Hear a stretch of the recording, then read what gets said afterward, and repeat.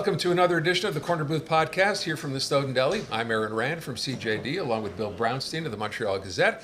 And our guest today, she is running for Projet Montréal in Peter-McGill. Maryse Bouchard, thank you so much for being with us. Welcome. Thank you to invite me. Our pleasure. So we had a chance to speak to Leslie Roberts, who is running against you. He's running for Ensemble, talked about a couple of the issues. It's interesting because the candidate for Ensemble is not a politician, doesn't come from a political side. He's a journalist, former journalist. And you're really not involved politically either, right? So you've been working in the Vil-Marie borough for many, many years, I think more than 25 years, but not within administration. What made you decide to run this time? Okay, let me start from the beginning. All my life, I was working for the community, for public services. In my late 20s, I worked 10 years in the intercultural, interreligious fields. I founded a magazine which was called Intercultural Horizons. And then I worked 31 years for the city of Montreal. I'm just going on so the people can know my background and why I'm running. I worked 31 years at the city of Montreal. I did 4 boroughs, 2 central services. The boroughs I did were old Montreal boroughs and also old city, independent city. 2 central services. I did 9 different jobs in Montreal, and in all that career, what I did is to implement new services, new activities for youth people, for families. I'm kind of a social entrepreneur inside the city of Montreal. That's what I did all my life. The last 10 years, I was in the Vil-Marie borough, first as a chief of culture, and then as a director of culture, sports, leisure, and social development. And I would talk about, I think I will have the time to talk about it, what we did while I was at the Vil-Marie borough, and especially in Peter-McGill. But my main project in Peter-McGill borough, district was the new cultural and community center, Sanaaq Centre. Right. And this installation, believe me, there's 45,000 people in Peter-McGill borough. There were no municipal installation in that borough. People were asking to have this municipal installation for a very long time. So when I came to Vil-Marie borough, that was my main project. I fought for it for 8 years. And now I'm so proud of it. It just opened last May. And, well, I did a lot of other things in that district, in the Vil-Marie borough. But that's... Sanaaq, let me ask you about that, because it's primarily a library, no? I mean, on a certain level? It's a lot more than a library. Because a lot of people question, like, because Atwater Library is right across the street, and we're wondering, in the minds of many, what is the difference between Sanaaq and like an Atwater or a library in general, because a lot of people are not clear on that. Well, it's the big difference. It's first of all, it's a community center, but it's an integrated center with a theater. It's a maison de la culture. It's a library, and it's a community center.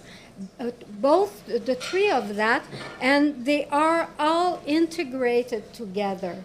So the cultural center is in the library center, is in the community spaces.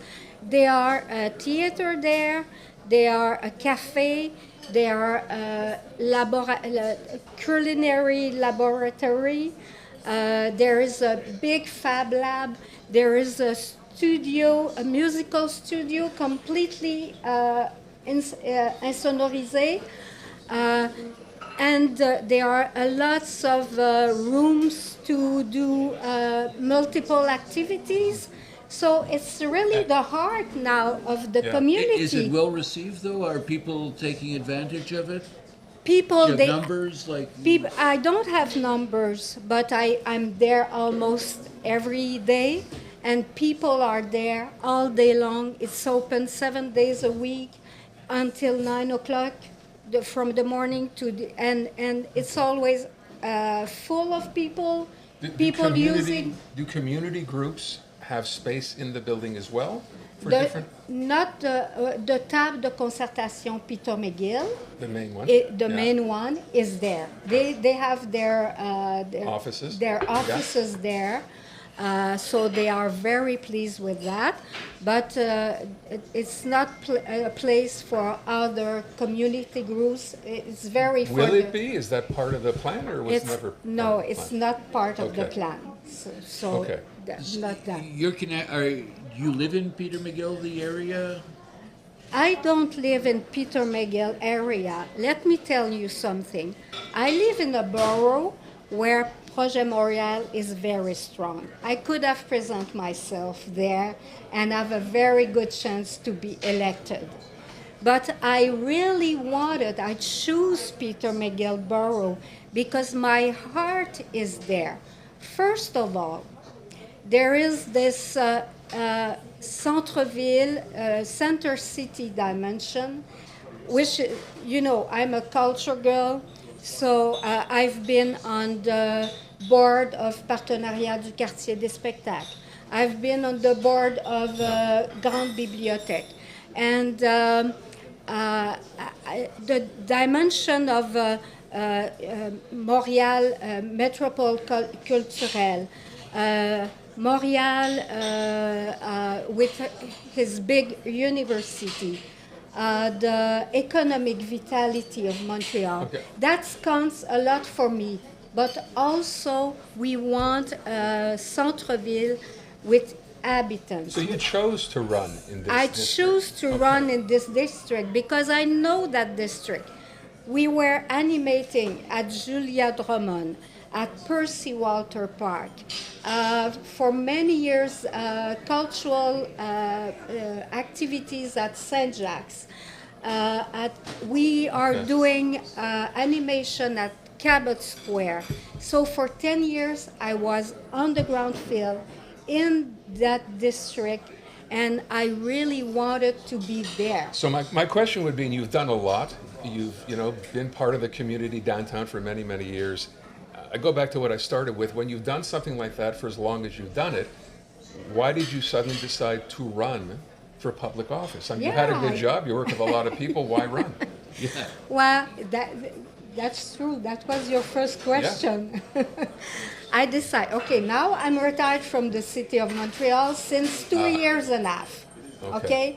And I always say in joke, 2 years of retirement, it's enough. I am a person who likes to give to the community, and I'm ready to start again, to continue to give to my community, especially the Peter-McGill residents who live there. I want to continue for them to have services, to have public services. I could be and just take my retirement, Yeah. but this is not my style. That's why I explained all my background, Right, all yeah. my life. But let me I get- want to be involved in my community. Fair enough. I am still young. I am very energetic, and I think I believe that we can have a lot of lives in our You lives. have something left to give, and you Yeah, want to give it. yeah, Okay. sure. But the point is that it's great what you're saying, social, cultural, but there's a whole other aspect, as you know, to Peterman, like security Yes, issues. sure. There's issues with like merchants downtown, which is your area Mm-hmm. as well. There's a lot of problems with, construction and all the rest is really affecting industry, security, homelessness. These are issues as well. Yeah. And providing housing, of course. And I know all those issues. So- Say for homeless people, I had homeless people who were in my direction when I was so. And all those issues are very important for me because Well, I don't know from where I should Well, start let's talk because about there are a lot of dimension Yes, in there your are, yeah. in So your let's question. talk about security. Let's talk about security. There's a lot of things we want to do for security. Security is not only the homeless. Right. That I We're want aware. to Yes. to make sure. Well, to Bill's But- point, it's about people saying but- they don't feel safe. That's Yes. part of security Yeah. People issues who work, So- downtown. not just people who work in the area. There have Yeah. been incidents of Yeah. Metro. They've had to close down the Atwater Metro late at night because they're like the entrance ways because they're concerned about that. So there's a lot to do. First of all, the police has a part to do for security, and for the homeless people, that's for sure. Well, a lot has been done, but we know we are in a crisis, and there is still a lot more. So what Mr. Rabouin wants to do for the homeless people is to put 500 how do we call that? Modular housing units. Modular housing. So this is a very quick answer to some people can have a roof Yeah. and not live in the street. He wants to do another 500 housing units with community services. So it's one, and he wants to do it outside the center of. Like where? I'm so curious. in all different boroughs. Actually, there is a pilot project which is in One up here in the here, Hippodrome as yeah, well. here Yeah. in Côte des Neiges. There are another one coming in Outremont, and a third one, and now he wants to do that in all the boroughs, so there will be less concentration of So vulnerable people will people. hear this and people know what Luc Rabouin wants to do, as you're outlining here, but other people will say, well, wait a sec, Projet has been in power for almost 8 years. Why didn't this happen sooner instead of just talking about it now? So when you look at the situation, and say in Peter-McGill, you look at Cabot Square, which I don't think anybody can say has turned into necessarily a big success. It's nice that we have the spot, but it is not safe, as Bill mentioned. And Projet has not done anything about that for the last 7 years. Why do we think things will change? Well, I not completely agree Okay. with you when you said nothing has been done on the last 7 years. I think a lot of, well, first of all, there were the pandemic, and everybody knows that after the pandemic, the situation almost Got doubled. worse, So yeah. got worse not only in Montreal, but in all other cities. So the last years, there were a lot of things that we're doing. I told you just previously that during the summertime, while I was a director, and it's still going on, during the summertime at Cabot Square, we animate with sports, cultures, and different activities 5 days a week in Cabot Square. So people, the people can go to Cabot Square, and the cohabitation is going very well because we have social workers there, police is around, and I remember 10 years ago, we put a cultural organization in Cabot Square. We had to remove it because it was too dangerous for them. And now we have a better cohabitation because we put social workers, activities, and people can go there. We also put more cleanliness brigades. The police are there more than they used to be. That's for sure it's not enough. We tried different things. Remember during the pandemic, we had, we gave food for the people every day. Yeah. During the pandemic. We had to feed the people. And then after, we had to put resources. There were resilience resources because, we have to, we have to have cultural service adapted there. So there's a new center called Mishwap on St. Catherine Street, actually. All those things were not existing. But now the crisis is so high that we have to add something else. Though there is this pilot project about the modular housing. We are doing that, and then we see that we have to increase that. So we are working and trying different things, but we're not staying not doing anything. The Corner Booth podcast is brought to you in part by the Snowden Deli, serving Montrealers since 1946 and home of the city's best smoked meat sandwich, the Snowden Deli, DeCarry Boulevard, north of Queen Mary Road. Let's talk about the issue with how merchants are being affected with all the construction chaos that's going on in the city, and it's your area, of course, too. Well, could be your area again. What are your plans there? What are your ideas? Because it's not easy for restaurateurs, for store merchants, constant construction. What do you? Well, first of all, I think everybody knows and everybody agree that we had to change on St. Catherine Street. We had to change those pipes, which are 100 years old. So I think everybody agree on that. We had to do that. But all one at thing, once? Well, we do it by parts, so it's a long way to do, but we're not doing only the pipes, because what we're doing, what Projet Montréal is doing, that is when a street has to be redo, we do everything. Hydro-Québec is coming, Commission des Services, Énergie. So we open the street only once. Everybody do his job, STM, and then we don't do the streets like it was before. We try to make it better so it will be good for the next 100 years. Now, let me tell you that I walk all the merchants from Robert Bourassa to Mackay Street on both sides of the street of St. Catherine. I did the same thing on the Maisonneuve. I did the same thing on Crescent. And the merchants on St. Catherine's, what they told me, I was very surprised and very pleased with that.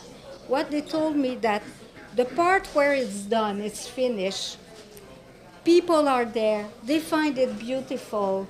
There is a lot of traffic people there, and they are very pleased.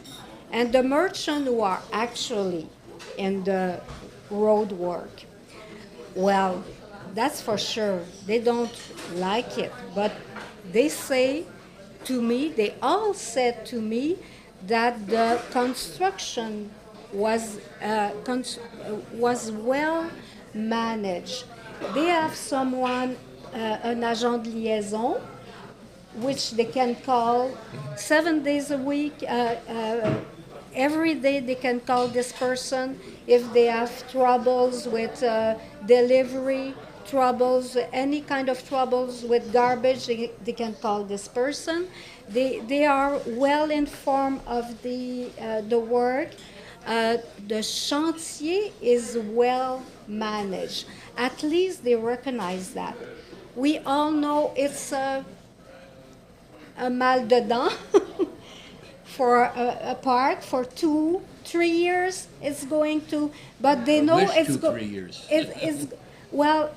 It's long until 2030, until the end. It's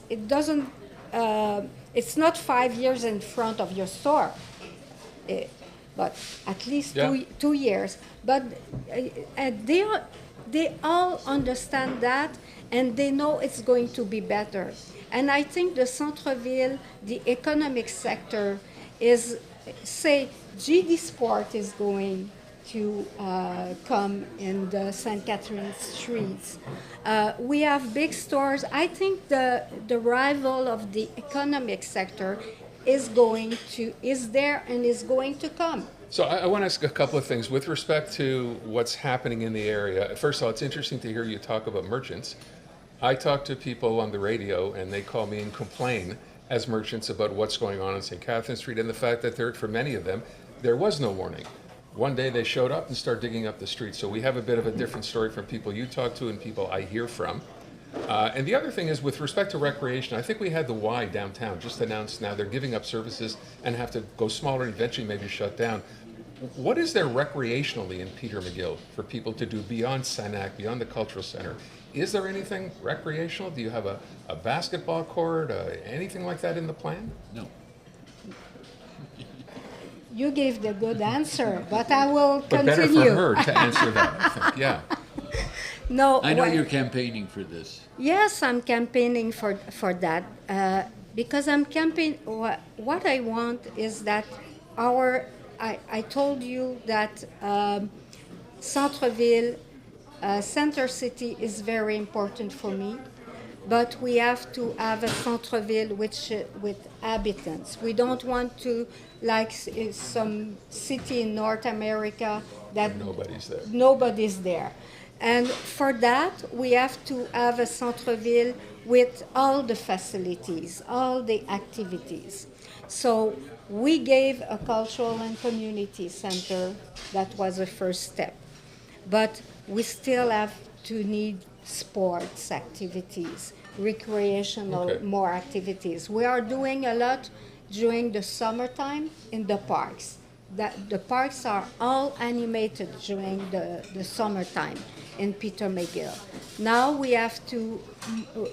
we need more interior facilities. We know Peter-McGill is a very different there's not much spaces to build things. So I think we have to work with mutualization of spaces, either with a big institution or even with entrepreneurs. I will give you an example of something which have been done in the last 2 years with Prével. Just the Prével is the one which Esplanade Cartier. Just when we go out to the Jacques Cartier Bridge.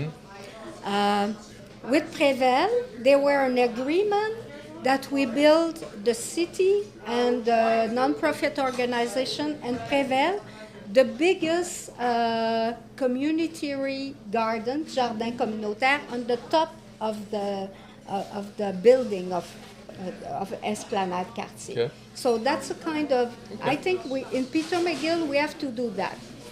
For example, we know we need a school, at least 1-2 primary school in Peter-McGill. That's one of the top priority. People are asking that.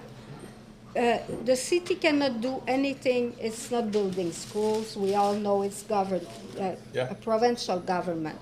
But what I would like to do, if there is a school, is that we have a double gymnasium, municipal and school gymnasium. Okay. So we could use these facilities for the community also, and not only for the school children. That is one example, Okay.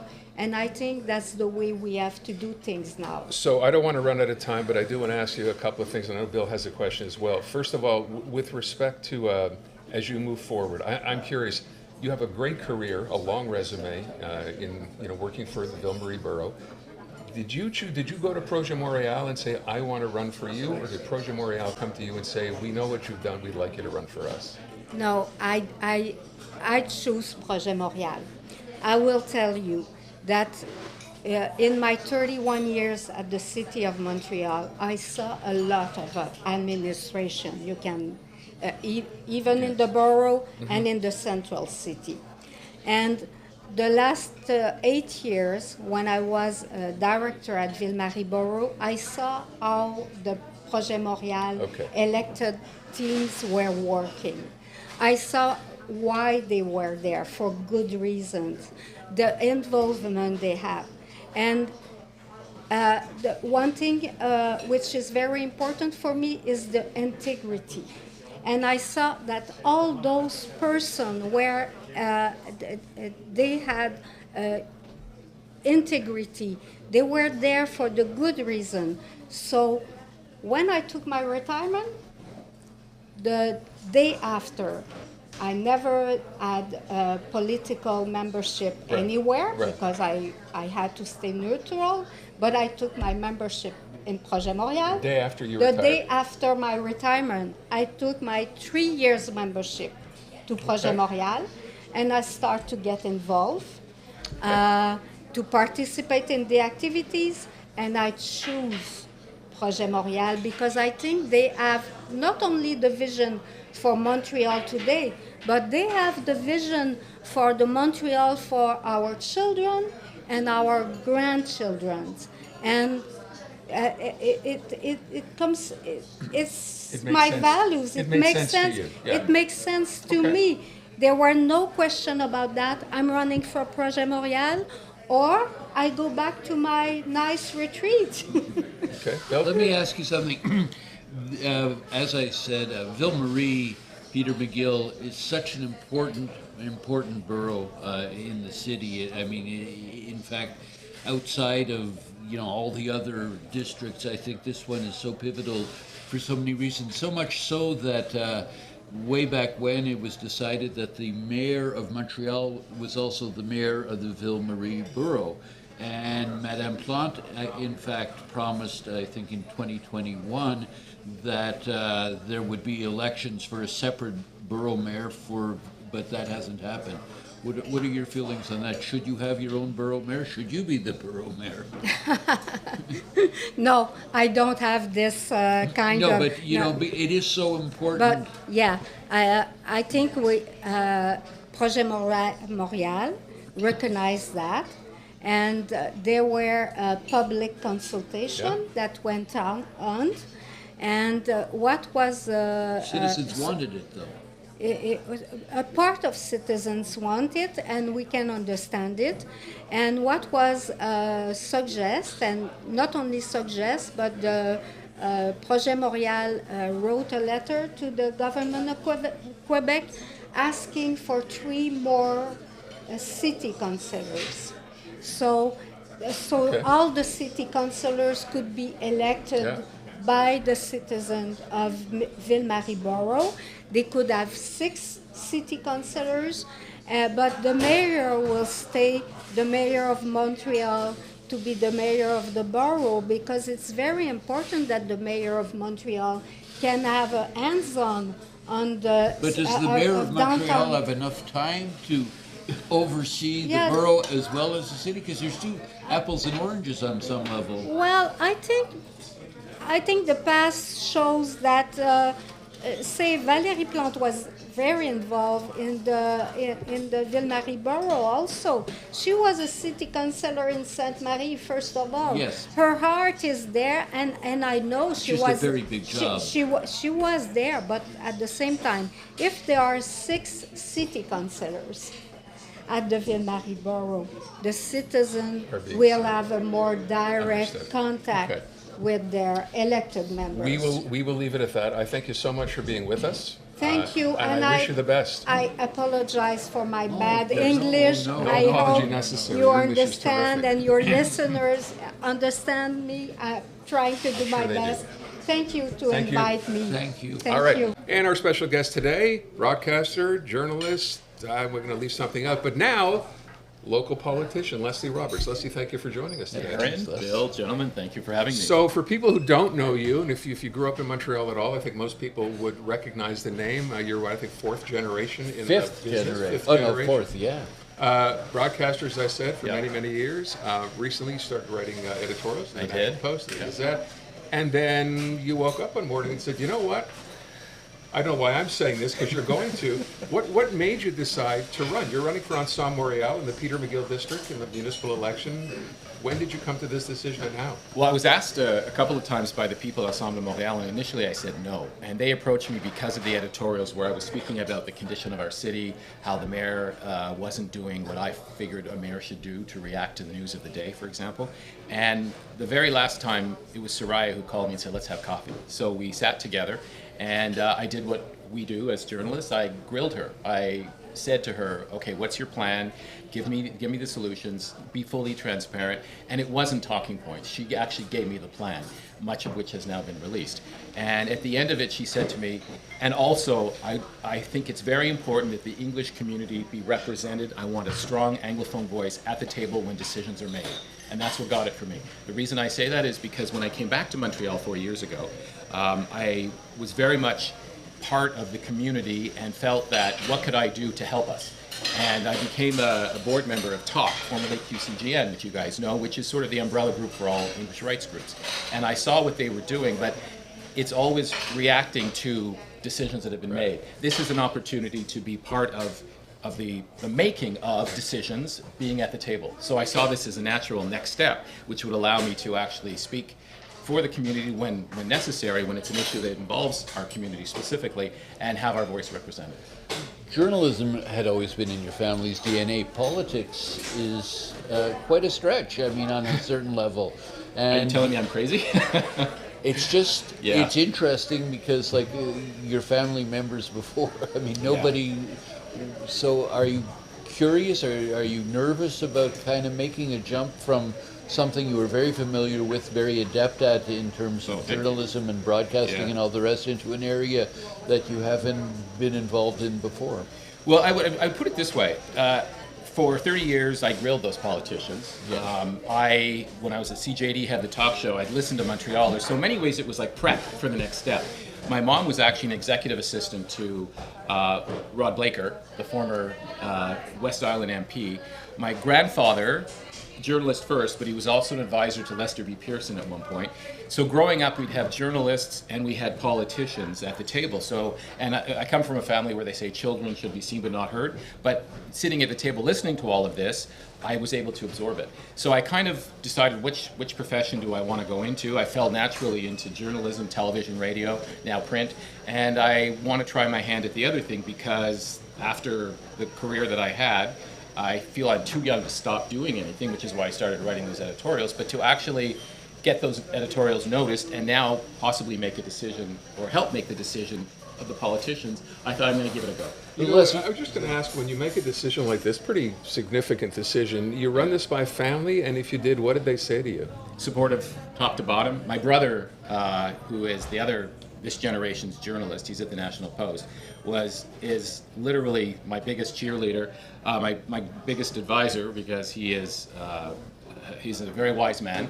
But most importantly, he said, well, what level of government are you going to? And I said, well, municipal. And he said, well, great, because you'll be able to make a difference because it's the very first level just outside your door. I'm going to represent the people in my district. It won't be sitting as a backbencher in Ottawa or Quebec City. You were born in Montreal. Yes. Then you worked here. Then you went off. You've been in Ottawa, Toronto, Mexico, New York. Yeah. And Kept coming back. And you returned when? The first time, it was after 15 years in Toronto. When I went back to CJD to do the talk show for a few years. I went to Ottawa to do TV and radio. I came back here, and then I retired 4 years ago, almost 4 years ago. So what you're saying is you can't hold a job. I think that's what you're saying, right? Well, so let's go into politics. As usual, you get right to the point, Aaron. But, exactly. So you've been back for how long? This 4 years, almost 4 years. So, having been born here, having lived here, when you came back, what were your impressions of the city in terms of what you had remembered? I mean, your grandfather, your father, and all the rest, your great grandfather, you know, had very vivid recollections of the city. They loved the city. And when you looked at the city when you came back, what kind of feeling did it leave you with when you got back here? Sad. We remember 67, we remember 76, we remember, I mean, with all the good came some bad, but nothing to the extent on the daily basis where I walk out of my house, I walk along St. Catherine Street. It's literally construction project after construction project for most of the last 3 years and a half that I've been here. You walk further towards Atwater, and then you see the plight of the homeless. It has doubled under the current administration. You get to Cabot Square, and you see that Cabot Square, which is at one point was the pride and joy of Atwater and St. Catherine in front of the iconic forum, is unfortunately now home to those who struggle with drugs and mental health. And those were the questions I had for Soraya when she said to me, you know, please come and join us. So I started with my neighborhood, and she had viable solutions that I will be able to, and already I've met with the folks at Overbury Mission. I said to Jim Hughes, look, if I'm going to do this, I want to know that this plan works. there was an independent body that was put together to look at the issue of those who are living with or experiencing homeless. And they came up with 21 recommendations. The city administration has had that in their hands for a long time and has done nothing with it. I took that plan, along with our plan at Ensemble Montréal, to Jim Hughes, who said to me, and he looked at it and said, in terms of exit strategy for our current situation, Ensemble Montréal is on the right track to do it. I pledged and vowed to work with him to try and come up with solutions beyond what he does, but also in Finland, for example, they had a homeless problem and have put into action plans that we can actually borrow from and look at and start by, unfortunately, getting those who are struggling off the street, reintegrate into society with respect. The construction issues, I'm going to go on here, so stop me when you want to. The construction issues, the Auditor General just 3.5 weeks ago said the left hand doesn't know what the right hand is doing. There's a construction project and another construction project. One sits idle, the other one they barely work on, and it goes on for years. We will have a central construction office that will coordinate so that you don't have to sit there. Once a project is done, we'll move on and it won't be touched unless it's emergency for 5 years. We need to bring a downtown Toronto back, downtown Montreal back. I was going to compare to Toronto. And maybe downtown Toronto too. Well, they need their help, but that's a whole other thing. But I can tell you that I was thinking of Toronto because the garbage problem we have in Montreal. I said to Soraya, what are we going to do? I walk down at 9 o'clock in the morning and there's garbage bags and overflowing garbage bins. We're looking at a nighttime crew that would go and help clean this up so when we wake up in the morning, we would have clean streets. That's something Toronto So, people are hearing this, and Soraya has talked about this. We've had her on as well, talking about some of the things she plans to do. I think people hearing this now wonder, this all sounds great. Montreal's having a tough time as far as finances go. Absolutely. Where's the money for these plans going to come from? Well, we've already it's pledged this way. So, for example, the homeless problem, 0.1% of the current budget goes to the homeless problem. So we're going to put $30 million into that. So into the homeless problem.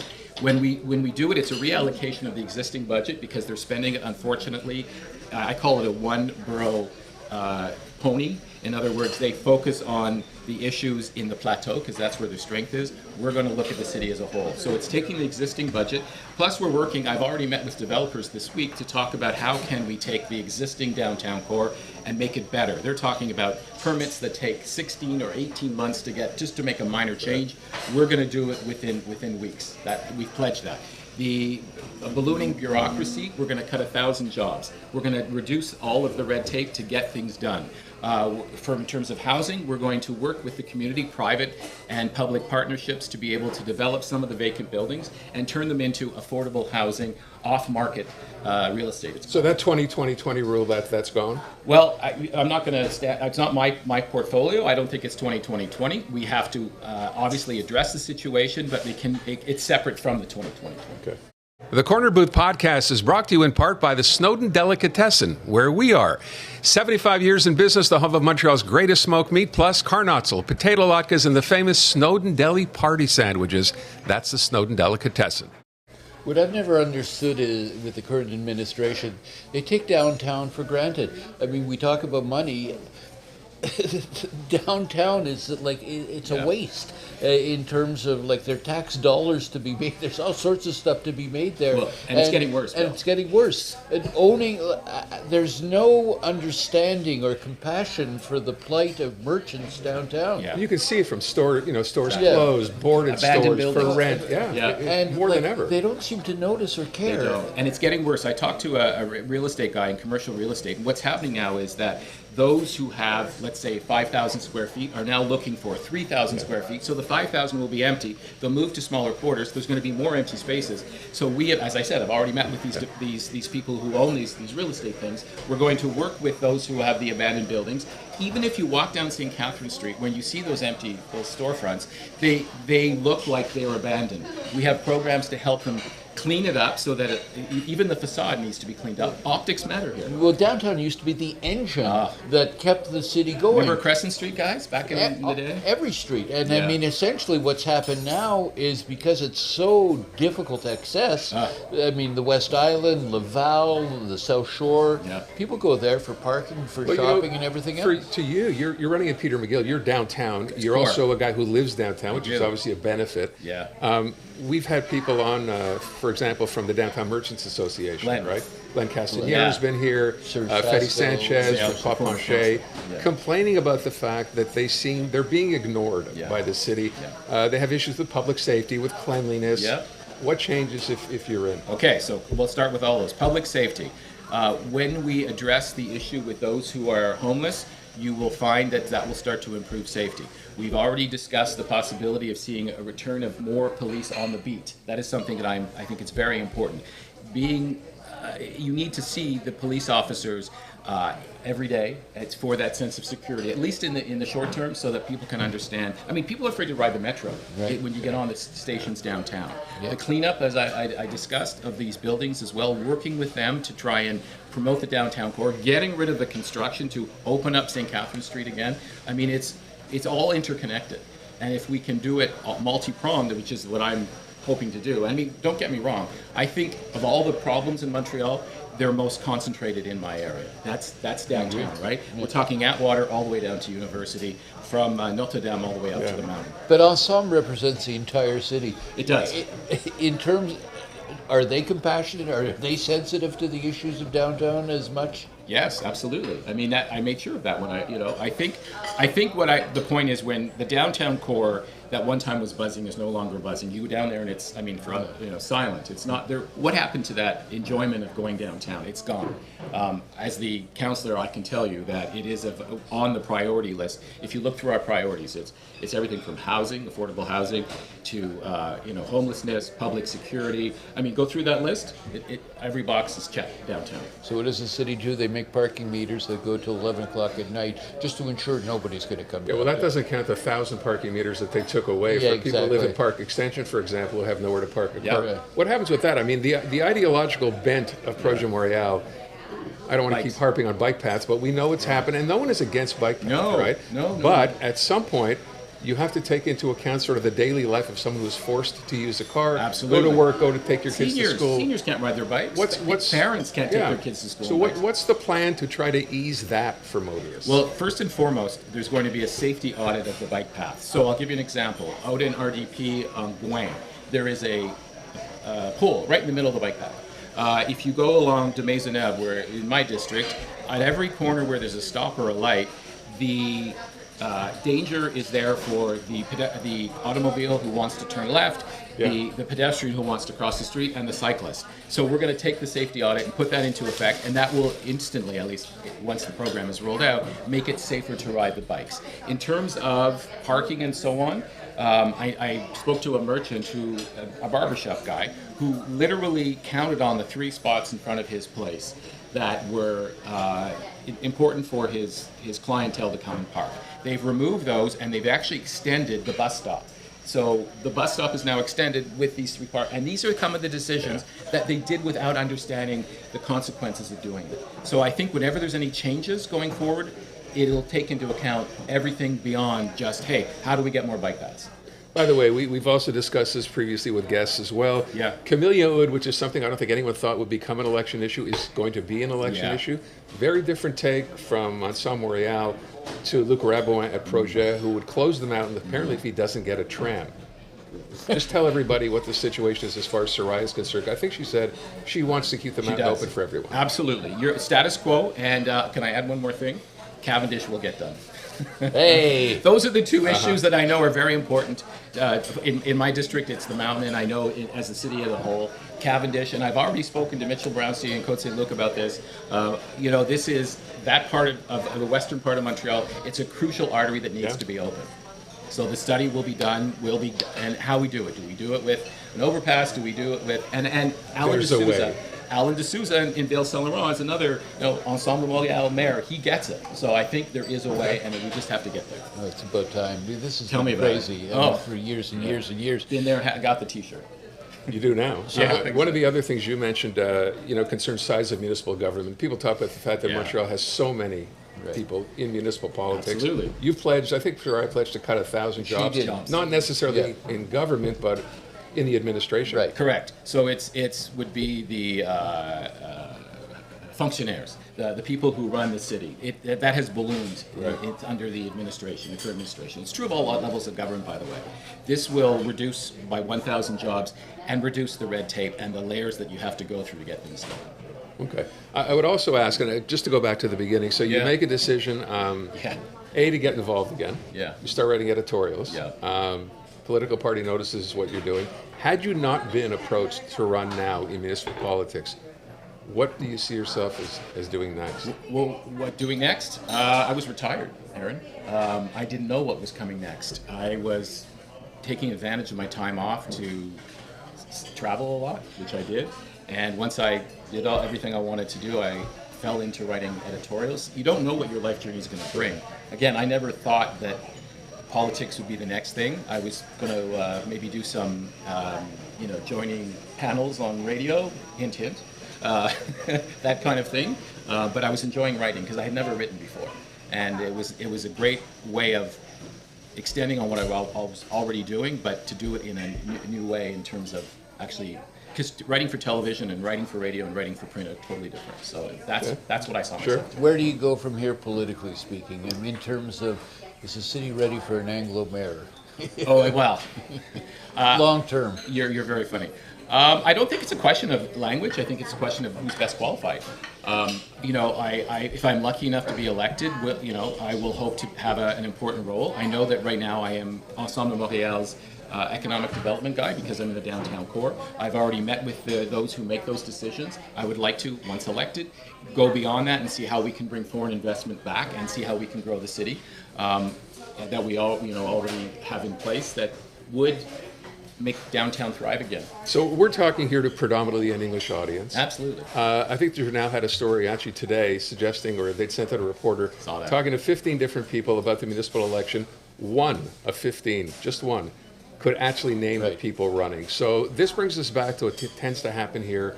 Very low turnout in municipal elections. I think the last one was 38%. They were winning in terms of not voting or didn't know who to vote ahead for. of everybody Who else. was ahead of everybody. in the 40s. Soraya was Yeah. double look. That's pretty frustrating, Yes. even for someone running, because you want to think that people who vote actually know what the issues are, know who the Right. people are. Most important. That bother level of you? Government. It does bother me. Municipal elections are historically the lowest in terms of turnout. I'll add one more layer to that. Peter-McGill has the lowest turnout of any district. So it is a challenge, but we got to get the vote out. We got to get the vote out for change. He or she who gets the vote out will likely win. Ask me how many doors I've knocked on. I've lost count, right? That's how you do it. It's unfortunate that people sort of have given up, maybe. Others are apathetic when it comes to municipal government because they don't understand the importance of making that decision of voting someone in, because it is your garbage, your security, transportation. It is the foundations of our daily life. So to your point, I urge people to do their homework. As per usual, campaigns always are in the last stretch when people start to take notice. Yeah. So I'm hoping, with less than 30 days now, that in the final weeks, it'll become more of top of mind, and people will do their homework and get out and vote. By the way, we can remind people that we will be having all three Yes. major candidates on an upcoming edition of the Corner Booth podcast at the Siegel Center. Thursday. And that's Soraya, that's October 9th. Gabo, and of course Craig Sauvé as well. You mentioned you're now, of course, doing what a politician would do. You're going out knocking on doors Yeah. in your district. Yeah. I guess my question is, I don't know how many you've knocked on. You plan to do a lot more of this. Are you sensing or hearing a central theme from Yeah. people you're talking to? What is it? Wind of change. They're fed up.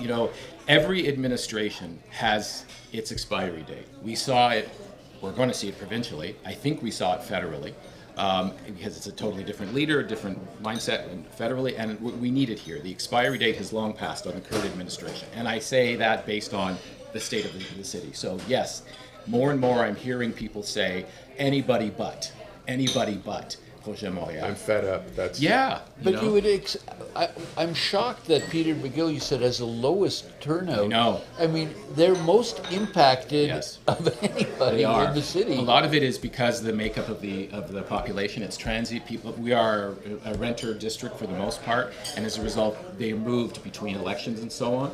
And either they don't get on the voters list, they don't engage. But it's still, there's a core group of people like myself who live in Peter-McGill. By the way, I'm the only candidate running on the ticket in Peter-McGill that actually lives in the district. I think that's something that we need to take into consideration as well, because I walk down the streets, you know. Parachuting people into different ridings is not, on the municipal level, is not a way to find out or have access to the very people who live in the district. Do they recognize you from your past lives? If they're over 40, yeah. I've been very lucky that... Well, the good news is older people tend to vote. well, so that's it, good right? For you, right? Yeah, exactly. And I'll be driving a lot of them to the polls on election day as well, because... that's Listen, what you do. it's going to be an interesting election. I think what you're saying is something that I keep hearing as well. We talk about this on a regular basis. You know, this idea of change, and I know it's one of those things in politics. Everyone kind of, oh, it's time for a change. I really sense that that's a driving force right now for a lot of people, right? This idea, you know what? The last 7 years under this particular administration, no, things have not gotten better. They've gotten worse. That's the question. And I guess for someone like Luc Rabouin, and this keeps coming up, and I guess it's only fair, he was part of that administration for that entire time. You know, Aaron, just So- a couple of days ago, he released his platform, 100 recommendations. This is what I'm going to do for the city. Well, what did he do for the last 8 years, right? I mean, you don't come out at the end of a mandate and say, this is how we're going to fix it. Well, where were you when you were in power? That, for me, is the telling point right But the other telling point, sad but true, is the fact that the people who do turn out to vote come from his area, Plateau, Mile End, and all the rest. And they've coasted in twice on that. Basically, got the vote out. they get the vote out. Yeah, and which is why I urge people across all of Yeah. the city, across the boroughs, to get out and vote. This election, I think, matters most right now because of the state of our city. We're going to leave it at that. Leslie, I thank you so much. Wish you the best of luck Thank you. in Appreciate the it. election, which is coming up, by the way, in case you forgot, November 2nd. So please don't forget to go out and vote. Good luck. Thank you. Appreciate that. We'll see you again on an upcoming edition of the Corner Booth soon. Thanks for watching.